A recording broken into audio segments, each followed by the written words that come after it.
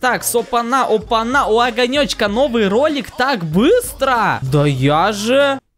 Мистер Внезапность. И не менее внезапный мой парикмахер, но об этом как-нибудь в следующий раз. Пинь.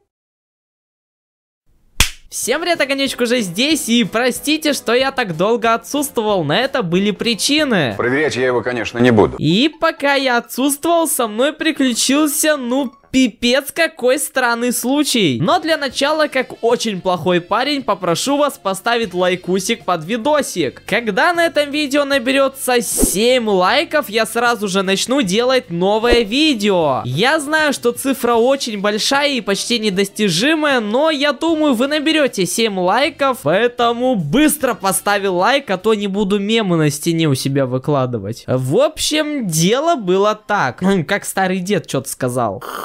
Вкусно. Пока я отсутствовал на канале, мне на почту пришло новое освещение. Кстати, оно пипец какое огромное, и вот вам фоточка. Фоточка, а на ней красоточка. И посылка была настолько большой, что ее отправили с почты России на какую-то другую неизвестную курьерскую службу. И эта курьерская служба находилась в другом конце города. Кто бы мог подумать. Необычное начало истории. Я обрадовался этой новости. Обрадовался тому, что пришло освещение, а не тому, что посылка в другом конце города. Собрался и поехал туда на автобусе. Уж извините, я не мажор, и 60 рублей на такси у меня нету. Примерно через 2-3 остановки в автобус села пожилая женщина. Бабка! Примерно первые 5 минут своего пребывания в автобусе она внимательно рассматривала пассажиров и что-то бормотала под нос. Это мне не показалось странным, ведь такое происходит довольно часто. Но потом внезапно эта бабка заорала на весь автобус. Я немного пересрался и даже привскочил на сиденье. И я начал наблюдать за ее дальнейшими действиями. И дальше она начала орать полнейший бред. Точно ее слова я не помню, но говорила она примерно это. Я только что спрыгнула с самолета и убила 10 человек. Если попытаетесь ко мне подойти, то я вас здесь всех убью. После чего она снова начала перебирать взглядом всех пассажиров автобуса, которые, кстати, и так были напуганы. И ее взгляд упал, как думаете, на кого? Да, на меня. Бабка смотрела мне в глаза в течение примерно 5